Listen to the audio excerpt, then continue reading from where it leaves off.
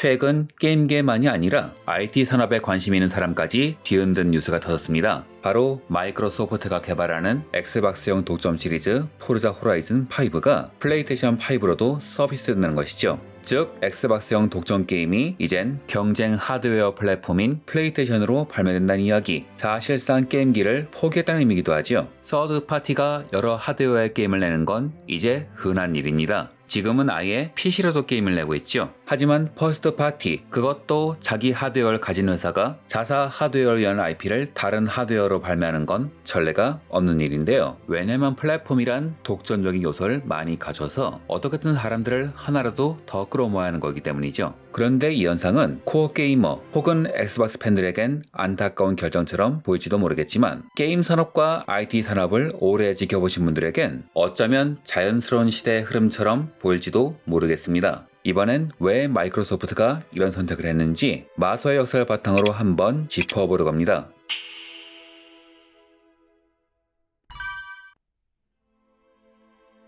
보통 사람이 여유가 없을 땐 단기적인 미봉책에만 매달리지만 여유가 있으면 장기적인 계획을 하고 멀리 내다보게 되지요. 돈이 없으면 저축도 못하지만 돈이 넘치면 노후 준비를 충실히 하는 것처럼요. 이는 기업 시장도 마찬가지인데 그 중에서 마이크로소프트는 그럴 여유가 충분히 있었으며 실제로 먼 미래를 위해서 차근차근 준비해온 회사이기도 하죠. 그럼 MS, 당시 수장인 빌 게이츠가 꿈꾸던 미래는 어떤 것인가? 이를 이해하기 위해선 각종 인터뷰와 평전, 그리고 MS가 직접 만든 다큐멘터리를 철저히 분석할 필요가 있습니다. 예전에 PC의 인터페이스는 CLI라고 해서 명령어와 문자를 직접 입력해서 명령하는 방식이었습니다. 그래서 여러가지 명령어를 직접 외워서 키보드로 쳐야 했죠. 하지만 이후에 조작 장치를 직접 움직여서 명령을 할 수 있는 GUI 인터페이스가 오퍼레이팅 시스템에 도입되지요. GUI가 최초로 도입된 윈도우즈 1.0은 완성도가 처참했지만 오랜 시행착오 끝에 만들어진 윈도우즈 95부터는 상당히 대중친화적이 되어 쓰기가 편했고 이후 마이크로소프트는 창문, 윈도우즈로 세계를 지배하기 시작했죠. 하지만 빌 게이츠는 여기서 만족하지 않았습니다. 그의 중장기적 목표는 PC를 활용하는 사무 공간만이 아니라 당시에는 PC를 사용할 일이 없는 거실 환경도 지배하는 것이었거든요. 즉 모든 디지털 라이프의 중심에 윈도우즈를 두고 싶었던 겁니다. 그런데 여기서 복병이 나타났어요. 바로 소니의 플레이스테이션이었죠. 보통 우리가 누리는 문화는 어렸을 때부터 접한 문화인 경우가 대부분입니다. 어렸을 때 책을 안 읽으면 평생 못 읽고 어렸을 때 게임을 안 했다면 어른이 되어도 안 하겠죠. 가정용 게임기가 태어난 태동기에는 게임을 접하는 인구가 대부분 아이들이었지만 이 아이들이 청소년이 되어 플레이스테이션을 즐기면서 이 게이머들이 어른이 되면서 거실은 게임기에 잠식당하기 시작했습니다. 문제는 당장 마이크로소프트에 별다른 수가 없었다는 거죠. 당시엔 지금과 같이 스마트 TV 같은 것도 없었고 윈도우즈를 기동하기 위해선 반드시 PC가 필요했는데 기술의 한계와 단가 문제로 인해 게임기와 비슷한 가격으로 거실에 윈도우즈를 보급하는 건 절대 무리였습니다. 이 상황에서 거실 공간을 플레이스테이션이 빠르게 치고 들어온 거죠. 그런데 이쯤 되면 이런 의문이 들지 않으세요? 닌텐도와 세가도 있는데 왜 플레이스테이션이 위협이 되었을까? 왜냐하면 플레이스테이션이 그린 미래는 게임기의 제왕이 아니라 엔터테인먼트의 제왕이었기 때문입니다.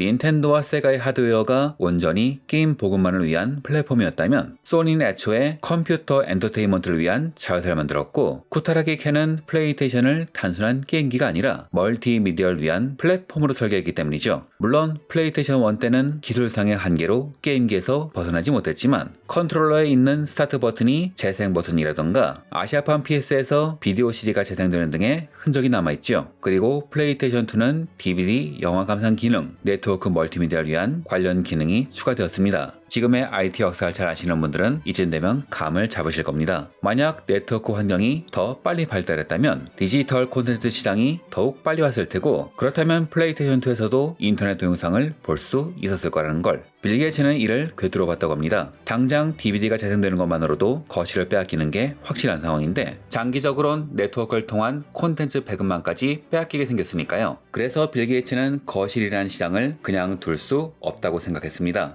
엑스박스는 그래서 탄생한 거지요. 다른 회사들처럼 게임을 제공하기 위한 플랫폼이 아니라 윈도우즈를 거실에 진입시키는 것을 늦출 수 없었기에 만든 플랫폼이었어요. 다만 워낙 준비 기간이 촉박했고 앞서 말씀드렸듯 윈도우를 게임기에 OS로 탑재하는 것은 기술적으로는 불가능해서 초기 엑스박스는 윈도우즈 사용을 포기할 수밖에 없었습니다. 이때 빌 게이츠가 정말 분노했다고 하죠. 마이크로소프트는 정말 거대한 회사입니다. 다른 회사들, 닌텐도나 소니 컴퓨터 엔터테인먼트가 게임 사업만을 주력 사업으로 삼고 있다면 MS의 게임은 어디까지나 작은 사업 중에 하나에 불과했죠. 당시 MS의 매출 대부분은 기업 시장에서 나왔고 그들의 궁극적인 목표는 거실을 지배하는 엔터테인먼트였으니까요. 그리고 실제로 지금도 클라우드와 오피스 부문에서 대부분의 매출이 나오고 있으며 게임 부분의 비중은 상당히 미미합니다. 하지만 중요하지 않은 건 아니에요. 거실에서 즐기는 엔터테인먼트 시장에서 게임의 비중은 정말 높으니까요. 저는 개인적으로 이런 복잡한 상황 때문에 초기 엑스박스 사업은 방향성이 명확하지 않았다 생각합니다. 대표적인 사례가 일본 시장 공략인데요. 당시 마이크로소프트에게 일본 시장은 상당히 중요했죠. 왜냐면 당시 게임 시장을 주도하는 종주국은 일본이었고 콘솔에 맞는 소프트웨어 개발 경험도 압도적이었으니까요. MS가 매번 새로운 하드웨어를 낼 때마다 일본 시장의 중요성을 언급하는 이유입니다. 하지만 그들의 목적 때문인지 그들의 정책은 일본 게이머와는 맞지가 않았어요.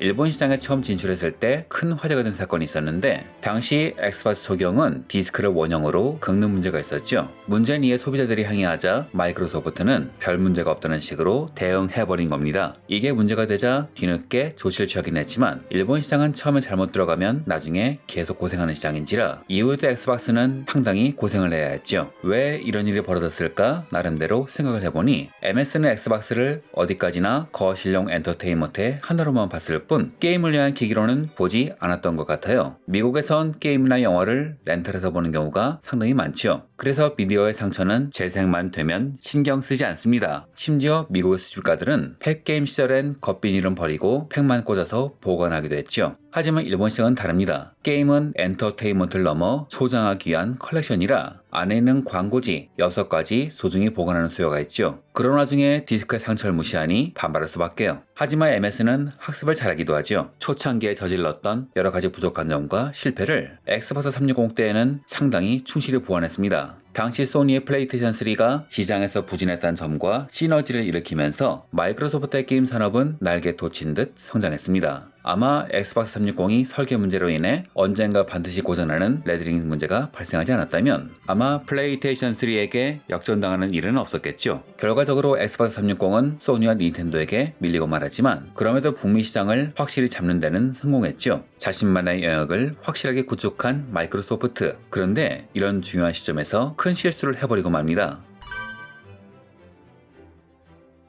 마이크로소프트는 엑스박스를 성공적인 거실용 엔터테인먼트로 키워냈습니다. 이후 엑스박스 360 등의 넷플릭스 앱 등을 제공하며 정확히는 영화, 스포츠 앱 등을 제공하면서 멀티미디어 시장의 검증을 끝낸 마이크로소프트는 차기적인 엑스박스 1을 본격적인 멀티미디어 기기로 런칭합니다. 하지만 이 정책은 엄청난 비난에 직면하죠. 왜냐하면 MS의 입장에서 엑스박스는 원래부터 거실용 엔터테인먼트로 설계한 기기이고 그래서 드디어 본격적인 엔터테인먼트 기기로 제공하려고 했던 거지만 문제는 엑스박스의 팬층 대부분은 어디까지나 게임에 중점을 두고 있었던 겁니다. 예를 들어 테슬라의 전기차를 생각해보죠. 이 차는 자동차로서의 기능도 충실하지만 그 본질은 드라이빙을 위한 IT 기술의 결정체입니다. 그런데 만약 테슬라가 기존의 자동차 오너에게 이런 기술만 팔기 위한 차를 만들었다면 즉 오너가 운전할 필요가 없는 차만 만들었다면 과연 팔렸을까요? 적어도 직접 운전하는 재미를 추구하는 고객은 이 차를 구입하지 않겠죠. 기업이 상품을 제공할 때는 기존 브랜드에서 사람들이 즐기는 요소를 절대 버리면 안 됩니다.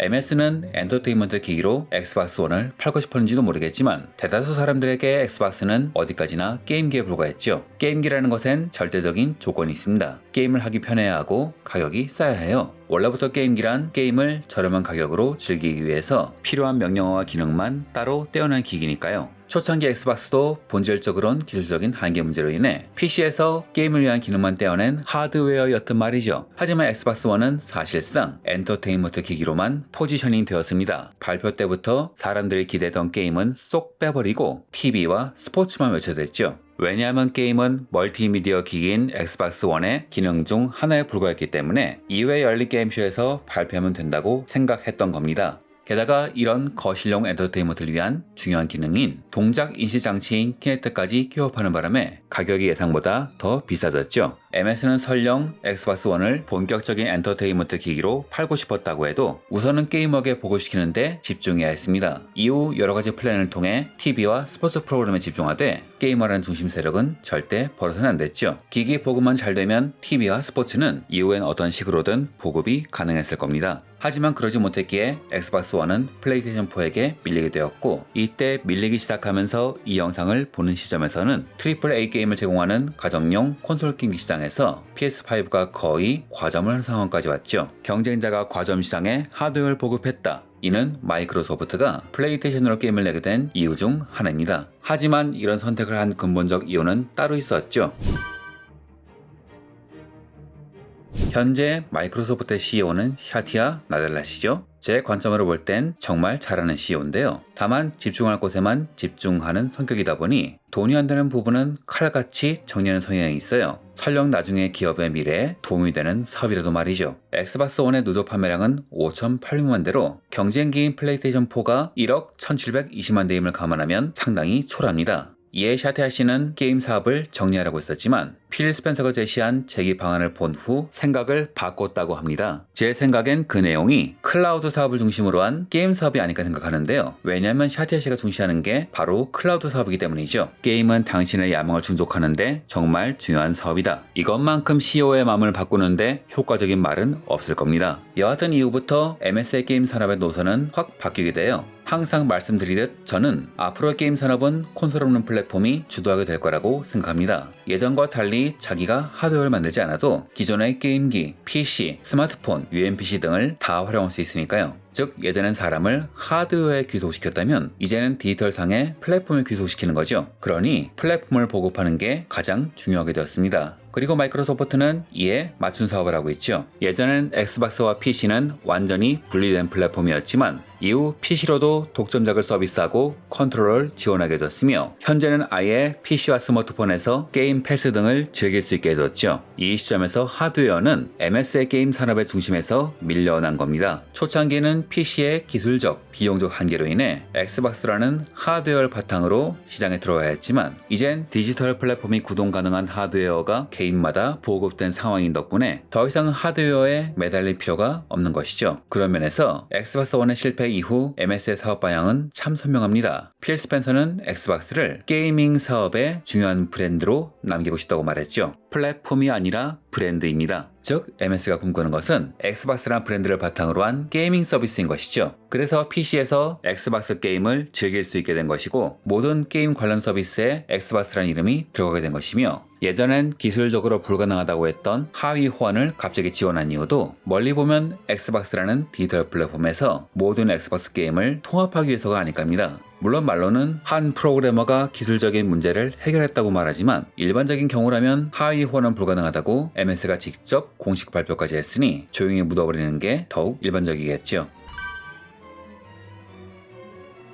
여하튼 MS가 집중하는 것은 클라우드를 바탕으로 한 디지털 플랫폼 엑스박스이기 때문에 여러 게임사를 인수하면서 그 게임들을 PS에도 서비스하는데 이유인즉 지금 마이크로소프트에겐 게임기의 독점적인 경쟁력보다는 디지털 게임 플랫폼으로서의 확장성, 영향력이 더욱 중요하기 때문이죠. 정리해보죠. 과거의 게임기 엑스박스는 거실이라는 시장을 공략하기 위한 일종의 과도기였고 이제 클라우드가 중심이 된 마이크로소프트에게 하드웨어는 수단 중 하나일 뿐입니다. 이젠 하드웨어보다는 소프트웨어 중심으로 MS 서비스를 공급하는 것이 더욱 바람직하다는 거겠죠. 그리고 지금 팔리는 엑스박스 시리즈는 엑스박스라는 게임 서비스를 제공하기 위한 수단 중 하나에 불과하겠죠. 그래서 이름의 시리즈, 같은 종류의 연속된 계획물이란 이름이 붙은 거예요. 즉 게임기는 게임 산업을 위한 핵심 플랫폼이 아니라 엑스박스의 게임 사업을 위한 정책 중 하나란 거죠. 아마 앞으로 MS가 게임 하드웨어를 안 내진 않을 거예요. 마이크로소프트의 무대는 전 세계이고 그 국가 중엔 게임기가 아니면 게임을 하기 어려운 문화권도 존재하니까요. 하지만 앞으로는 엑스박스는 MS의 하드웨어만을 위한 브랜드가 아니라 MS가 꿈꾸는 게임 서비스를 통칭하는 통합 브랜드가 될 겁니다. CEO는 게임 산업을 키운다기보다는 MS의 클라우드 사업을 확장시키는 게 목적이고 필 스펜서도 브랜드를 키우는데 더 중점을 두고 있죠. 그래서 포르자 호라이즌 5가 PS5로도 나오는 것이고 이런 상황이라면 어쩌면 닌텐도로도 게임 패스가 나올지도 모르겠네요. 닌텐도 북미지사 대표가 이에 대해 아니다라고 말하지 않았다는 것은 이게 닌텐도에게 도움이 될지 고민을 하고 있다는 이야기니까요. 이번 영상은 여기까지입니다. 다음 영상도 기대해주세요.